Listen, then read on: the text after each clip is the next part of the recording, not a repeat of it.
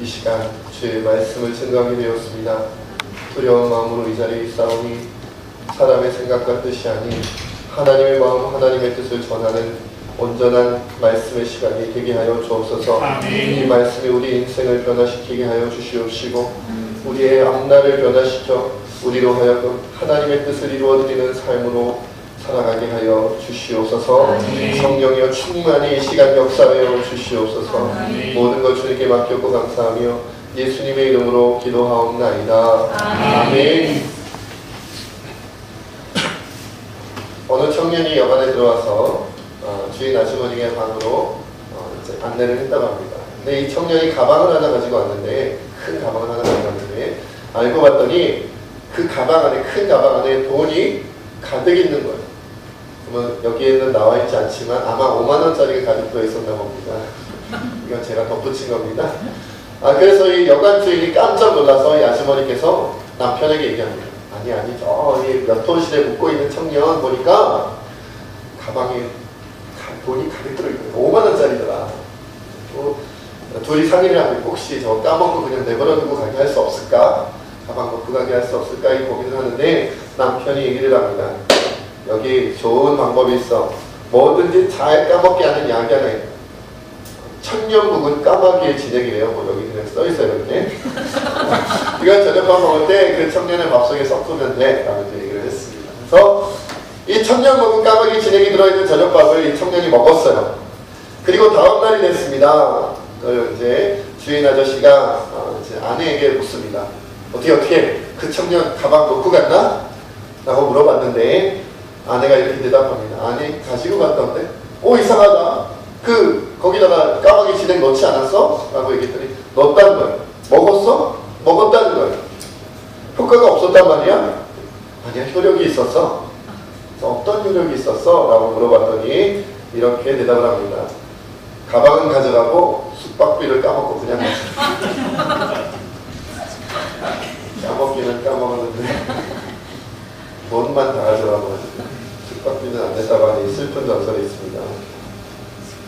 여러분 어제가 3일절이었죠. 예, 온 사방에 태극기가 있어요. 동네에 거리마다 태극기가 예전에는 조금 작은 태극기를 많이 달았던 것 같은데 일부러 그런 건가요? 좀 큰 태극기를 많이 달았더라고요. 그래서 그 어느 때보다도 이제 나라에 대해서, 민족에 대해서 많이 생각하게 되는 그런 날이었던 것 같습니다. 오늘 2014년이니까 벌써 95주년 되었다네요. 오늘도 그렇게 시간이 흘렀네요. 95주년인데 저는 어저께 이제 설교를 준비하면서 오늘이 3일절이고 어제가 3일절이었잖아요. 3일절이구나 생각하면서 그런 생각을 해봤어요. 우리가 어떻게 살아가는 것이 나라와 민족을 위해 가장 잘 사는 것입니다.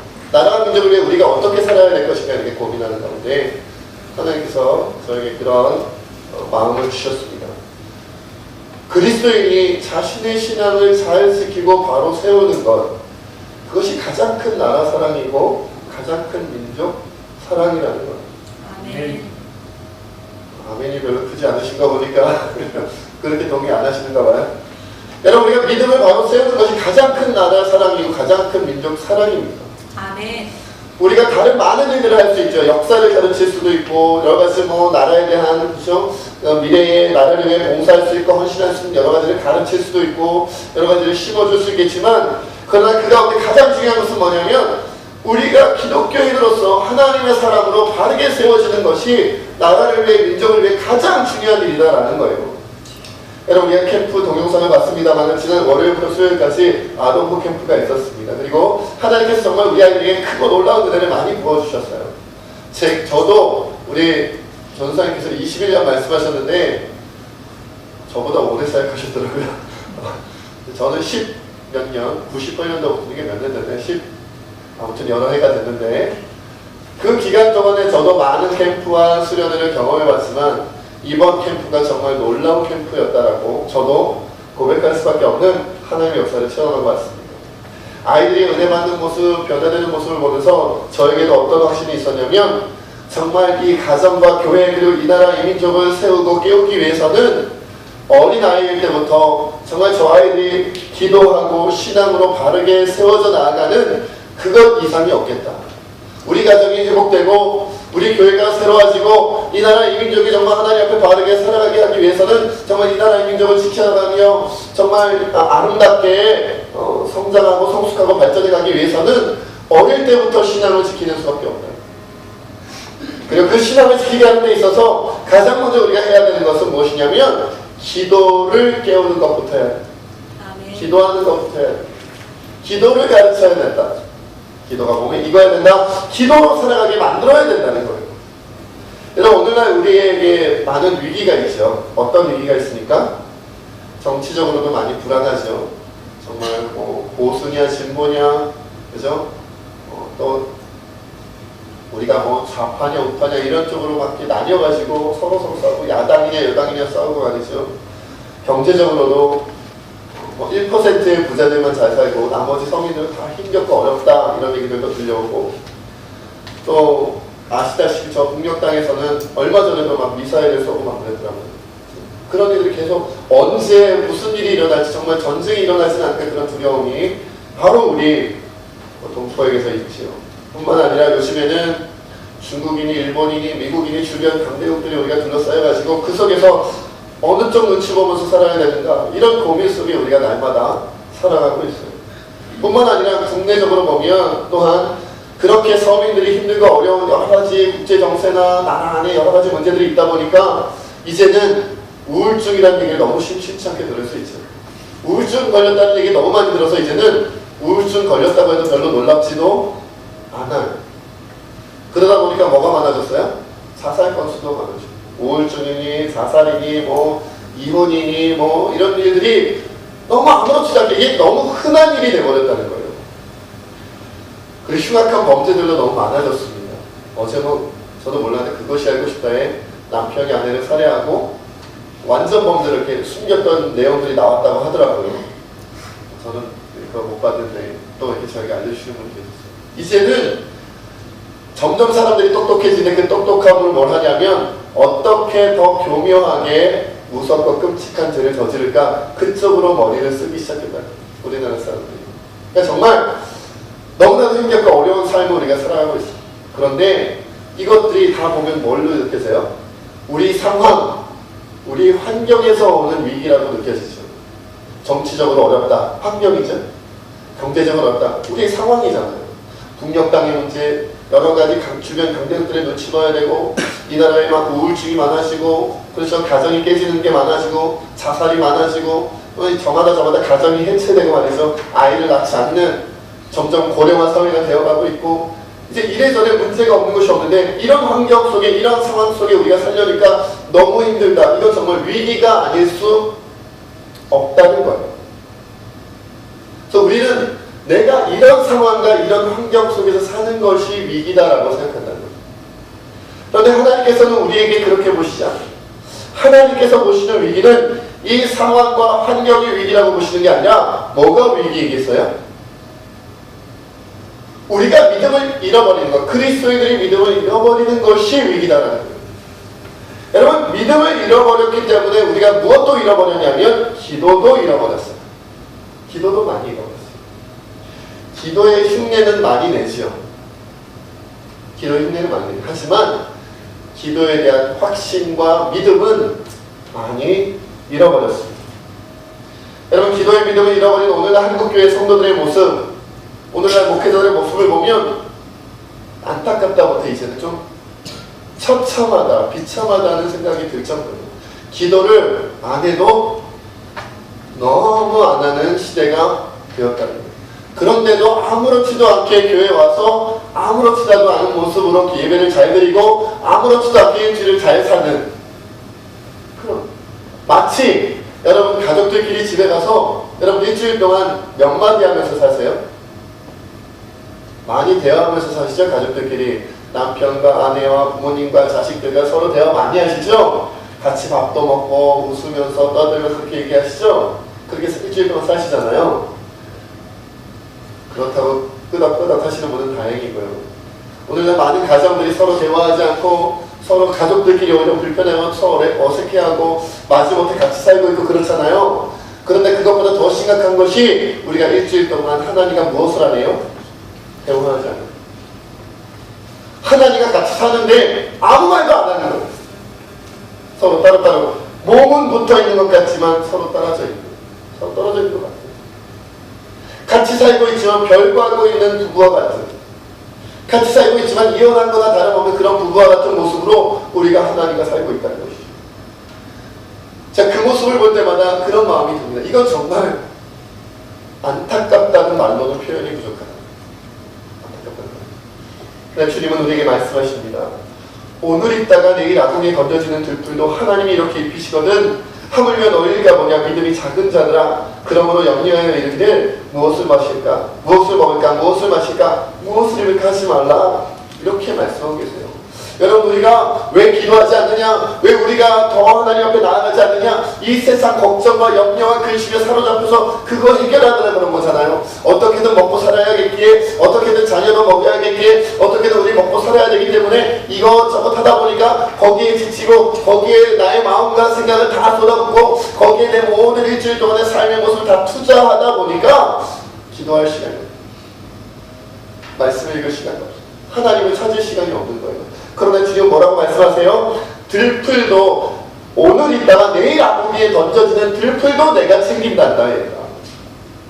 그런 거 가지고 고민하고 근심할 필요가 없어. 왜? 내가 이미 다 신경 쓰고 있어. 나 하나님이 너의 아버지가 이미 너의 모든 환경과 너의 모든 상황은 다 책임지고 있는 거야 라고 주님이 우리에게 말씀하고 있다는 거죠. 아멘. 우리가 기도할 때요. 하나님 먹고 살게 해주세요. 잘 먹고 잘 살게 해주세요. 이거는 안 하는 것보다는 하는 게 낫겠지만 그렇게 급한 기도, 그렇게 필요한 기도, 그렇게 우리에게 우선순위가 되는 기도는 아니다라는 거예요. 여러분 그 순회 선교단에 김영희 선교사님은 이런 분들 말씀하셨어요. 기도는 문제 해결이나 소원 성취가 아니다. 문제 해결이나 소원 성취가 아니다. 하나님 내 인생에 이런 문제가 있어요. 내게 이런 소원이 있어요. 주님 해결해주세요. 성취해주세요. 라는 것은 기도가 아니다라고 하기에는 좀 너무 강한 표현이시긴 하겠지만 기도 중에서도 어떤 기도겠어요? 굉장히 낮은 급의 기도다. 유치원생들이나 하는 기도, 아동부에서도 1, 2학년 학생들이나 하는 기도, 장난감 사주세요. 아이스크림 사주세요 하는 정도 수준의 기도? 그런 정도의 기도밖에 되지 않는다는 거예요. 여러분 오늘 본문 말씀을 보면 기도가 얼마나 크고 위대한 일인지를 우리에게 알려줍니다. 오늘 본문 3절 말씀 함께 읽어보겠습니다. 3절 말씀입니다. 시작. 너는 내게 부르시라 내가 내게 응답하겠고 내가 알지 못하는 크고 은밀한 일을 내게 보이리라. 너는 내게 부르시라 내가 너에게 응답하겠고 너가 알지 못하는 크고 은밀한 일. 개혁판 성경에서는 한글 개혁판에서는 전에 있던 성경에서는 크고 비밀한 일 그것을 어떻게 너에게 보여줄 것이다 라고 말씀하셨어요. 부르짖으라는 거예요. 너는 나 하나님께 부르짖어라 그러면 내가 너에게 응답하는데 어떻게 응답하냐면 너가 기도한 내용 그대로 들어줄게 이게 아니에요. 너가 기도한 내용 그대로 내가 들어주고 응답해줄게 이게 아니잖아요. 어떤 거? 너도 모르는 일을 알려줄게. 너도 모르는 일, 너가 상상도 못한 일 상상 초월할 만한 놀라운 일들을 내가 너에게 알려줄게 라고 기도한다. 이렇게 응답을 주신다는 거예요. 그러니까 여러분 기도를 크게 해야겠어요? 작게 해야겠어요? 기도하면 크게 기도를 크게 하면 그 크게 기도한 것보다 더 큰 일이 온다는 거예요. 기도를 작게 하면 작은 거에서 조금 더 큰 게 오겠죠. 안 그렇겠어요? 여러분 기도는요 세게 해야 돼요. 기도는요 크게 해야 돼요. 기도는요 깊이 있게 해야 되고요. 기도는 이 정도까지 기도해도 되나 싶을 정도를 기도하시는 거예요. 그래야 뭘 맞아요? 수지 맞지. 요즘 광고에 수지 맞는다고 이것도 나오는데 여러분, 여러분의 기도가 커야 돼요. 그러나 여러분이 어떻게 크게 기도하든지 간에 어떻게 부르시며 기도하든지 간에 하나님은 여러분의 상상을 초월할 만한 응답을 주신다고 오늘 말씀해 주셨어요. 그런데 우리가 분명히 알아야 되는 것은 이 예레미야 33장 특별히 오늘 3절 말씀에 내게 부르짖으라 하나님께서 말씀하셨을 때 무엇을 부르짖으라고 하셨느냐를 알아야 돼요. 뭘 부르짖으라? 여러분 3절만 보면 우리가 전체 내용을 잘 모르기 때문에 그냥 아무거나 막 부르짖으라고 했나 보다 이럴 수 있어요. 그럼 여러분 예레미야 33장 전체를 우리가 살펴보면, 그리고 그 앞에 있는 32장부터 해서 여러분 예레미야서의 전체적인 내용을 보면 여기서 부르짖으라고 했을 때는 어떤 부르짖음이냐면 나라와 민족을 위해 부르짖으라는 거였어요. 하나님 오늘 내가 뭐 먹고 살까요? 그걸 위해서 부르짖으라는 내용이 아니었어요. 하나님 저희는 내일 뭐 하면서 살아야 될까요? 저는 어느 직장을 가야 될까요? 저는 무엇을 하면서 살아야 될까요? 오늘 뭐 먹고 살까요? 그것을 위해서 기도하고 부르짖으라는 게 아니라 이제 곧 나라가 바벨론에 멸망하게 됐다는 거, 이스라엘이. 그것을 위해 기도하라는 거였어요.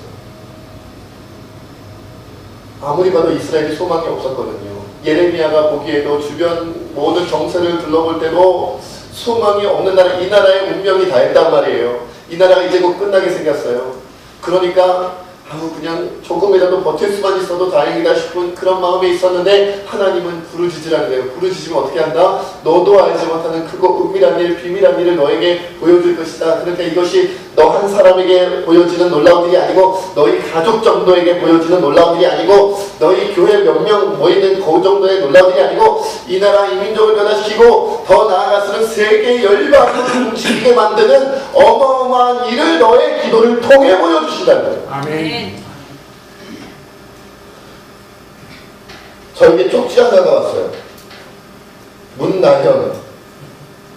누군지 누구지? 너무 경박하게 웃었네. 고급스럽게 웃으려고 했는데. 오늘 들어가니? 오늘 제주교대 갑니다. 여러분, 제가 나연이한테 그리고 우리 중고등부 아이들, 우리 청년들한테 제가 이렇게 세뇌시켜주는 게 있어요. 너희는 작은 인생을 살 사람들이 아니다. 이렇게 얘기해요. 시시하게 살다 가지 말아라. 그렇게 살 거면 내가 가만 안 놔둘 거야. 되게 무섭잖아요. 얼마나 무서워. 가만 안 놔둘 거야. 내가. 시시하게 살다 그냥 가면. 그냥 자기 앞에 있는 밥그릇 요거 붙잡고 그냥 이 밥그릇 안에 밥이 잘 채워지기를 기도하면서 그것을 위해서 달려가면서 그것을 위해서 일하면서 그냥 오늘도 내일도 일주일, 1년, 10년, 100년 100년까지 못하겠다. 아무튼 그렇게 산다면 내가 쫓아가서 혼내줄 거야. 가만 안 놔. 왜? 너희는 큰 인생을 살 사람이야. 왜? 하나님의 사람이니까. 아멘. 하나님의 제주도를 뒤집어 엎고 와라. 아멘. 그 제주도가 뒤집어 엎어지면서 이 내륙 지방까지 다 뒤집어 엎어질 수 있도록. 아멘. 그렇죠. 부산에서부터 제주도의 그 성령의 역사가 문난을 통로로 해서 나오는 성령의 역사가 부산과 이 서울까지 전해지도록. 그리고 저 요즘 좀 힘들어하고는 저 일본 땅까지도 점령해버리고. 아멘. 나연이는 그렇게 살아야 돼요. 그렇게 살게끔 제가 기도할 거고 만들 거예요. 제가 만드는 건 아니고 하나님 만드실 겁니다. 아멘. 여러분, 우리가 흔히 기도를 뭐라고 그래요? 하나님과의 대화라는 거죠. 이거 너무 많이 들어가서 이제 시시하시죠? 여러분, 대화니까 일방적으로 얘기하는 거 아니다. 이거는 목소리 되게 또 해. 그러니까 일방적으로 얘기하는 게 아니라 하나님과 대화하는 거라는 거잖아요. 그렇죠? 근데 대화를 왜 할까요? 싸우려고? 여러분, 하나님과 싸우려고 대화하세요? 여러분 자녀들과 그러는 것처럼 말을 하면 말을 할수록 아이들과 사이가 멀어지잖아요. 그죠? 안 그래요? 아니면 다행이고요. 말을 하면 할수록 말이 안 맞잖아요. 이것들이 무슨 외계인도 아니고 말이죠. 우리는 정상적인 지구인답게 얘기를 하는데 우리 아이들은 화성에서 온 것처럼 금성에서 온 것처럼 토성에서 온 것처럼 말도 안 되는 소리를 하면서 우리 보고 답답하다 그러잖아요. 여러분, 우리가 그러고 있다니까. 기도를 하나님과 대화하는 건데 기도하면 할수록 하나님과 싸워요. 우리가 제 자신도 그런 것 같고 우리 성도님들도 그런 것 같아요. 기도하면 할수록 하나님을 속상하게 해요. 왜? 왜 기도를 저렇게 해? 왜 기도 내용이 저래? 왜 내 마음을 그렇게 몰라? 하나님 편에서 보면 그렇다는 거예요. 여러분, 여러분 자녀들과 이야기하면서 얼마나 답답할 때 많으셨어요. 정말 속이 뒤집어지고 속이 터지고 그래가지고 지금 다 그냥 내장이 없이 살고 계시잖아요. 그렇죠? 내장이 걸레가 되고 너덜너덜해가지고 우리 자녀들 생각만 하면 그냥 머리끝부터 발끝까지 막 정이하고 머리가 아프고 두통이 일고 막 그러시잖아요. 근데 우리 하나님이 여러분들의 기도를 들을 때마다 그러시다면 어떻게 했냐고요? 쟤 또 기도한다 또 기도한다. 그런데 또 자기 고집대로 기도한다. 또 자기 생각대로 기도한다. 또 자기 뜻대로 기도한다. 또 자기 마음대로 기도한다. 정말 골치 아파 죽겠다. 여러분 자녀들이요, 여러분들한테 가가지고 한 100만 원짜리 장난감 사달라고 그러면 어떻겠어요? 감이 안 오시구나. 여러분 자녀들이 여러분들한테 때렸으면 1000만 원짜리 장난감 사줘요, 아빠! 1000만 원짜리 장난감 사줘요, 엄마! 그러면 기쁨으로 우리 아이가 통이 크구나 그러고 사주시겠죠? 이것이 제정신인가 하지 않겠어요?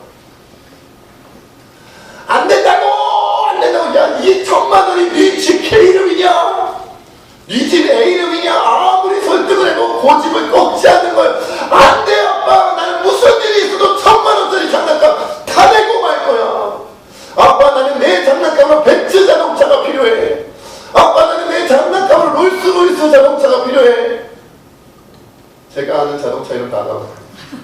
요즘 저희 아들 하느니는 람보르기니에 관심. 람보르기니 페라리. 어디서 듣도 보도 못한 자동차 가져갖고 뭐 어쩌고 저거 사달라는 거예요. 하나님이 어떻겠냐고. 대화인데 대화가 아니에요. 왜냐면 내 말만 하고 내 뜻만 전하고 내 생각만 하니까요. 여러분, 대화를 왜 하냐면 마음을 맞추라고 하면 마음을 맞서가라고. 부부간의 대화를 왜 하세요? 부모님과 대화를 왜 하세요? 자녀와 대화를 왜 하세요? 친구들과 가족들과 대화를 왜 하세요? 대화를 통해 우리 마음을 맞추자는 거잖아요. 기도는요, 하나님의 마음을 맞추는 거예요. 그래서 하나님의 마음을 맞을 때까지 기도하는 거예요. 여러분, 제가 이번에 캠프 가서 많은 것을 경험했습니다. 제가 아동부 캠프 가서 이렇게 많은 것을 경험하고 체험하고 오게 될 줄은 정말 몰랐어요. 정말 가벼운 마음으로 가려고 했거든요. 생각해보세요. 제가 지난 작년 11월 달부터 하루도 제대로 쉬지를 못했어요. 뭐 크리스마스, 그다음에 뭐 추수감사부터 해갖고, 그죠? 우리 창립기념 부흥회도 했고요. 거기다 또 송구용신도 했죠. 거기다가 또 제가 중고등부 수련회 갔다 왔죠. 아버지 장례도 치렀죠. 그다음에 청년부 수련회도 갔다 왔죠. 그리고 나서 아동부 캠프 마지막 겨울 행사였거든요. 이거 끝나면 또 총동원 전도제를 준비해야 된다는 부담감에 노예 중고등부 연합회에서 저보고 막 자문위원 하라고 해서 지금 끌려다니고 있죠. 뭐 내번고 성경에서 뭐 하라고 그러죠. 무슨 성경에 무슨 막 이렇게 안 하려고 도망쳐도 자꾸 일을 시키니까 아동부 캠프는 전도사님과 선생님들이 앞장서서 하시고 나는 뒤에서 서포트하면서 기도해주고 와야겠다 이런 마음을 갖거든요.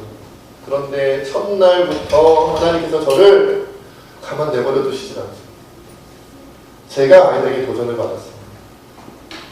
제가 놀랐습니다. 그리고 떨렸습니다.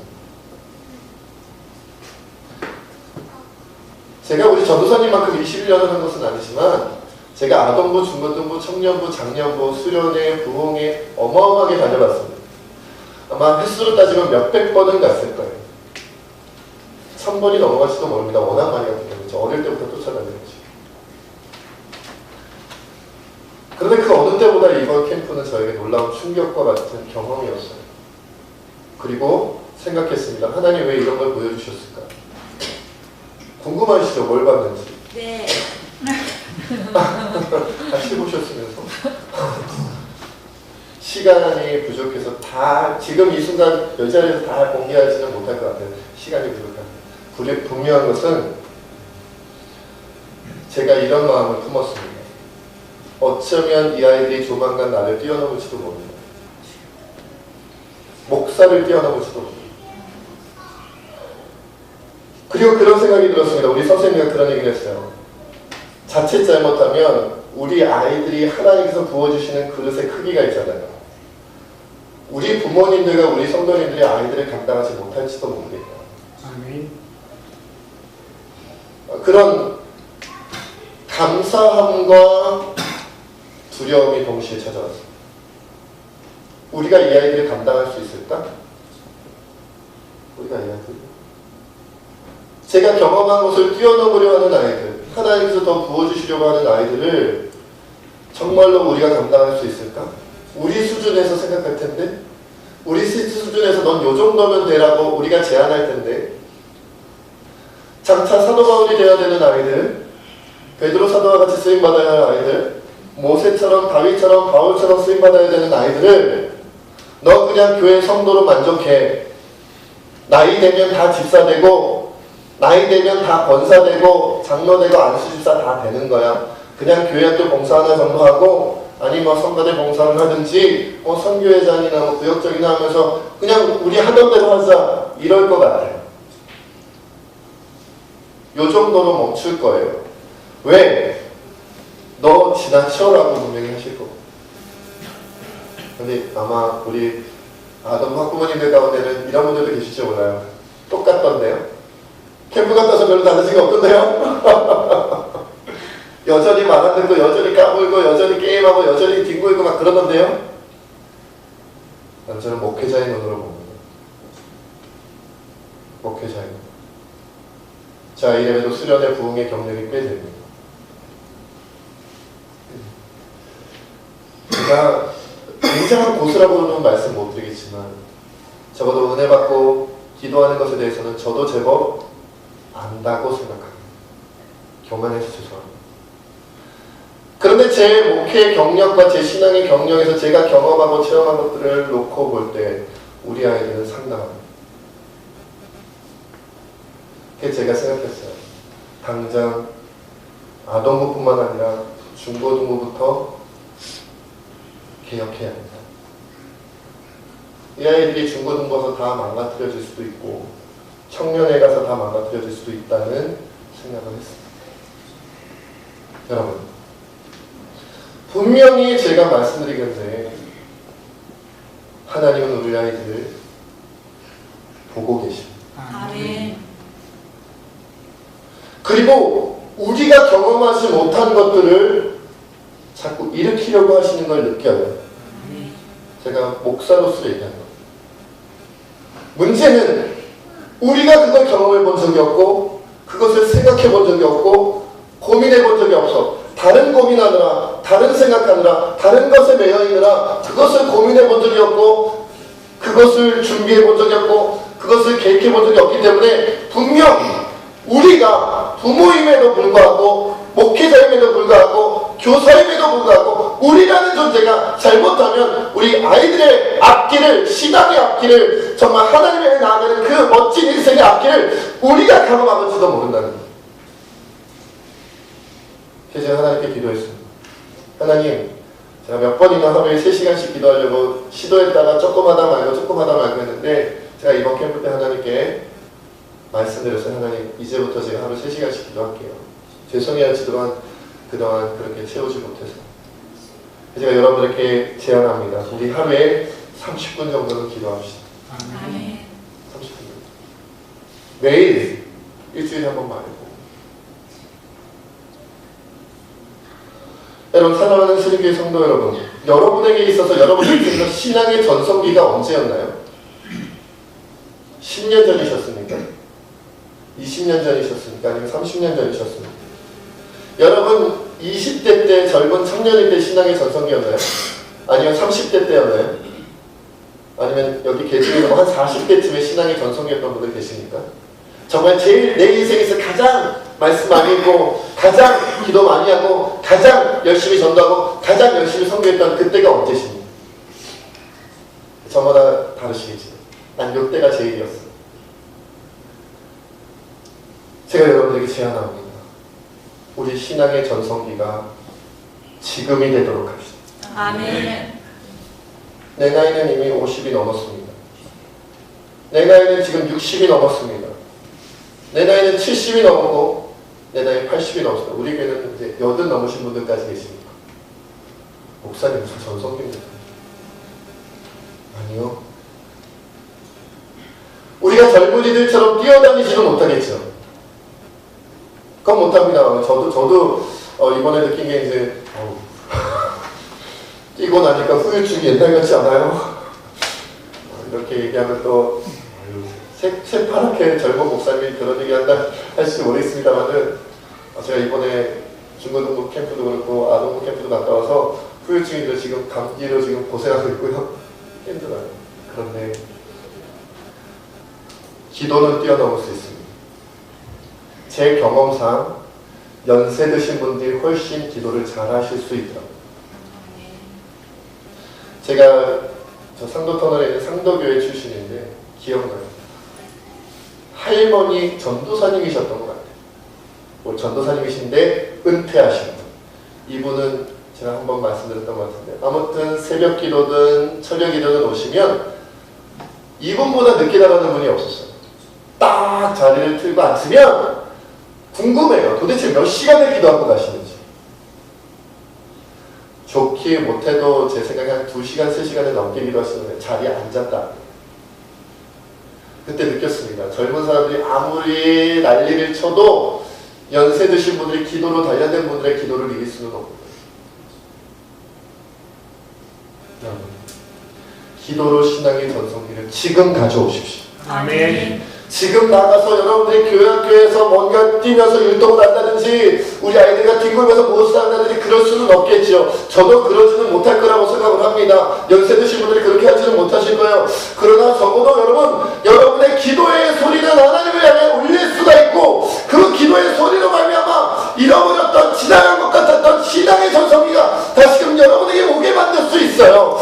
아브라함은 100세의 아들 이삭을 낳지 않습니까? 사라가 경수가 끊어져 이미 아이를 낳을 수 없는 90세에 약속의 아들 이삭을 낳았습니다. 모세는 80세에 하나님의 민족의 지도자로서 120세까지 하나님께 쓰임받았어요. 이것은 그 당시 그들에게만 이루어진 일이 아니라 오늘날 우리에게 일어날 수 있는 일이고 일어나야만 하는 일입니다. 아멘. 저는 80대 기도 역사가 일어나기를 기도합니다. 아멘. 70대 기도 역사가 일어나기를 기도합니다. 아멘. 60대 기도 역사가 일어나기를 원합니다. 아멘. 여러분 잘 생각해 보세요.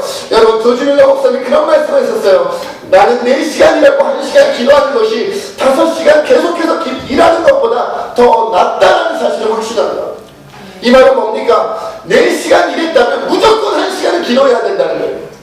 4시간 일했다면 난 무조건 1시간은 기도해야 된다. 내 아침에 오전에 4시간 일을 했었으면 그럼 1시간 기도하고, 그리고 또 4시간 또 일을 했다면 또 다시 1시간을 기도하고, 그렇게 하루에 2번씩 3번씩 1시간씩 그렇게 기도를 한다면 여러분의 인생이 어떻게 달라지는지, 하나님 여러분을 어떻게 책임지시는지 확인해 보시라는. 아멘. 예전에 설교회 중에 이런 게 있었습니다. 1980년대에 미국 교회 12개의 큰 교회가 있었는데 그 중에 8개가 한인교회였대요. 91년대에 와서는 20여 개의 큰 교회가 미국에 있는데 그 중에 대부분이 한국교회였다고 합니다. 옛날 예화니까 이런 내용이 있어요. 같은 교회인데 한국교회는 성장하고 미국교회는 황폐해졌습니다. 1980년 미국 목사의 기도 시간은 하루에 8분이었다고 합니다. 1980년대 한국 목사님들의 기도 시간은 평균 30분이었대요. 그러면서 이 예화에 이렇게 기록되어 있어요. 바로 이 점이 8분밖에 기도하지 않는 미국 교회는 황폐해지고 30분이나 기도하는 한국 교회는 성장했다라는 이런 예화였어요. 그러나 여러분 30년 전 얘기입니다. 지금은 한국 교회 그렇게 기도하지 않습니다. 우리 지금은 그렇게 전성기 아닙니다. 한국 교회 전성기 지나간 지 오래됐습니다.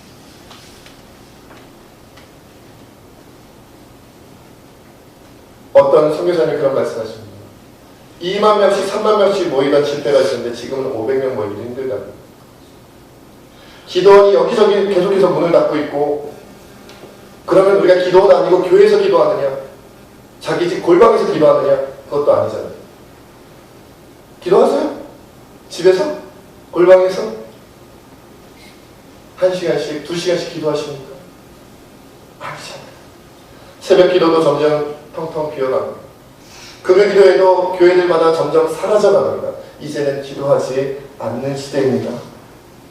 그나마 우리가 조금이라도 기도하기는 한다고 한다면 그 내용들도 나라와 민족을 위해서 기도하거나 하나님 뜻을 위해서 기도하거나 세계 선교를 위해서 기도하거나 가난한 자들을 위해서 기도하는 게 아니라 내 문제 해결해달라고, 내 소원 성취해달라고 그렇게 기도하는 게 전부라는 거예요.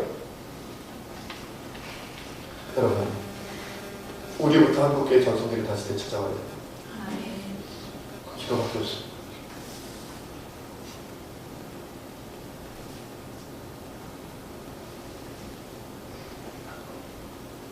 우리 캠프 때 주제가가 아시나요 신비한 기도의 힘이라는 그런 찬양에서 우리가 오늘 불렀죠. 거기에 보면 이런 가사가 있습니다. 사자굴 속에 다니엘의 기도, 사자의 입을 막으시고 구원하셨죠. 바울과 실라의 찬양과 기도, 그들을 가둔 감옥문을 열어주셨죠. 여러분, 그런데 우리가 분명히 기억해야 될 건 뭐냐면 다니엘이 왜 사자굴에 들어갔을까 하는 겁니다. 바울과 실라가 왜 감옥문에 들어갔을까? 우리는 사자굴에 들어갔는데 사자가 물지 않아서 하나님이 보호해 주셨다에만 관심을 갖습니다. 바울과 실라가 감옥에 들어갔는데 감옥 찬양과 기도 가운데 감옥 문이 열렸다는 것에 거기에 집중합니다. 그러나 그가 왜 사자굴에 들어갔고 그들이 왜 감옥에 갇혔는지가 더 중요합니다. 왜요? 하나님의 일을 위해서. 그러한 사람들의 기도를 하나님이 들으시는 겁니다. 아멘. 그런 마음으로 살아가니까 하나님의 기도에 응답하시는 겁니다. 그런 삶을 살아내니까 남들과 다른 삶을 사는 겁니다. 기도의 힘은 신기합니다. 기도의 힘은 놀랍습니다. 연세 드신 분이 기도한다고 안 들어주시는 거 아니잖아요. 상황과 환경이 어려운 사람이 기도한다고 하나님 안 들어주시는 거 아니잖아요. 여러분, 우리는 기도로 인생의 운명의 길을 바꿔야 돼요. 아멘.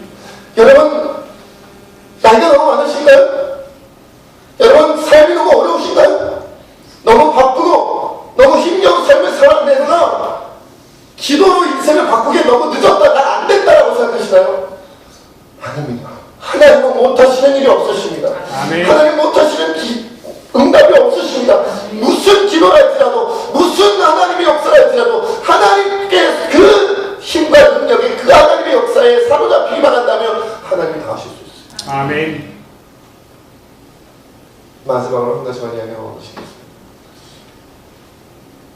여러분, 제가 새벽 기도 때 한번 그 얘기를 했습니다. 시간이 가니까 막 마음은 급하고 막 말을 못하겠거니 죽겠네요. 포기했습니다.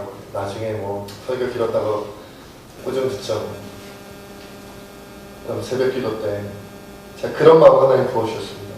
너 천국 가면 몇 점짜리일 것 같아요? 여러분, 천국 가면 하나님이 여러분들의 성적표를 잴 때 몇 점이라고 생각하실 것 같습니까? 하나님 저에게 딱 마음을 주시는 어떤 마음이냐면 넌 60점짜리야. 왜 60점일까요? 60점 아래는 낙제입니다. 천국 못 간다는 얘기예요. 60점이라야 정말 꼴찌로 다음 학년으로 올라가고 다음 학년으로 올라가는 그 마지막 마지노선 점수가 몇 점이다? 60점. 하나님이 저에게 말씀해 주신 거예요. 이한수 목사 넌 60점짜리. 그러면 사랑하는 세진교회 성도 여러분, 여러분은 몇 점이신 것 같으십니까? 지금 하나님 부르신다면 여러분의 인생은 몇 점짜리이실 것 같으십니까? 어떤 걸 기도하고 어떤 걸 헌신하며 어떤 내용으로 하나님께 충성하며 살고 계십니까? 여러분의 삶에 점수를 하나님께서 매기신다면 몇 점 정도 받을 거라고 확신하고 살아가십니다. 저는 제가 60점짜리라고 하나님 말씀해 주셨습니다. 그래서 기도했습니다.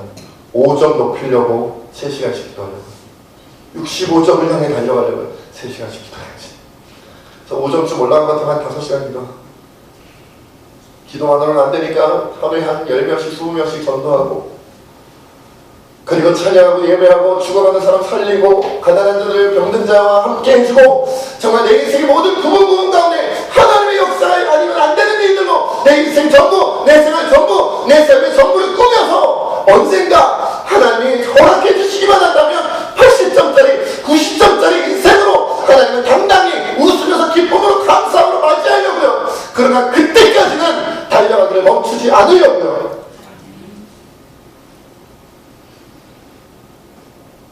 여러분에게 도전합니다.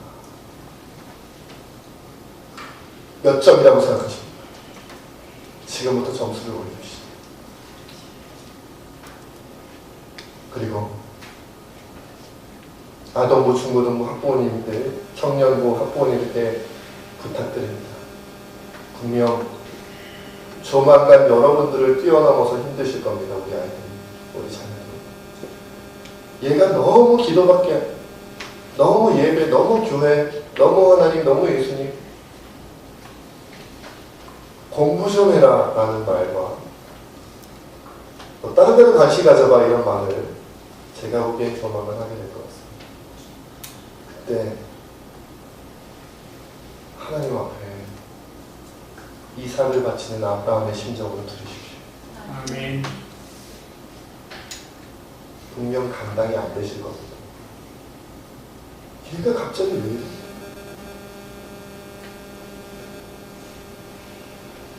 이 시간 하나님 앞에 기도해서 드리겠습니다.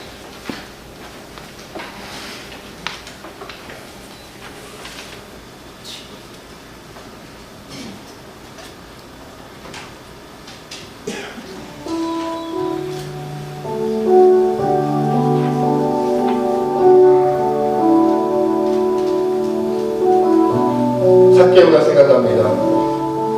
세리장에서 삭개오. 예수님께서 여리고성을 지나가는데 예수님 한번 보고 싶었지만 키가 작아서 볼 수가 없었습니다. 포기할 수도 있었지만 그는 뽕나무 위로 올라갑니다. 그리고 그의 인생이 바뀌었습니다. 우리 아이들의 인생도, 그리고 우리 아이들보다 몇십 년이나 더 오래 사신 여러분들도 지금 예수님이 지나가고 계심을 느꼈으면 좋겠습니다. 우리 옆에 오셨습니다. 그러나 난 이미 나이도 많고 내 삶은 너무 힘들어서 난 뽕나무에 올라갈 필요가 없어, 아니 뽕나무에 올라갈 힘이 없어 라고 생각하실지도 모릅니다. 그러면 예수님은 지나가시고 여러분 인생은 아무런 변화도 없을 것입니다. 여러분에게 권면합니다. 비록 내가 세리자, 사람들에게 죄인이라 불리우고 비록 내 나이가 많아 내 인생의 육신의 전성기는 지나갔을지라도 비록 내 삶에 너무나도 많은 어려움이 있어 하나님의 뜻을 이루어드리기에는 내 삶이 너무 피곤하고 힘겹고 상처와 아픔 투성이라 할지라도 여러분에게 권면합니다. 내 앞을 지나가는 예수님을 지나쳐버리지 않게, 그분이 그냥 지나가버리지 않게, 하나님 내가 40대일지라도 50대일지라도 60대일지라도 70대 80대일지라도 내 앞을 지나가는 예수님 놓치지 않겠습니다. 내 나이 나무에 올라가다 떨어져 다치는 한이 있더라도 나는 뽕나무에 올라가 예수님 만나야겠습니다. 주님 내 인생을 변화시켜 주옵소서. 주님 나를 사용하여 주옵소서. 우리 시간 함께하는 옆에 기도하며 나가기를 원합니다. 함께 기도하겠습니다.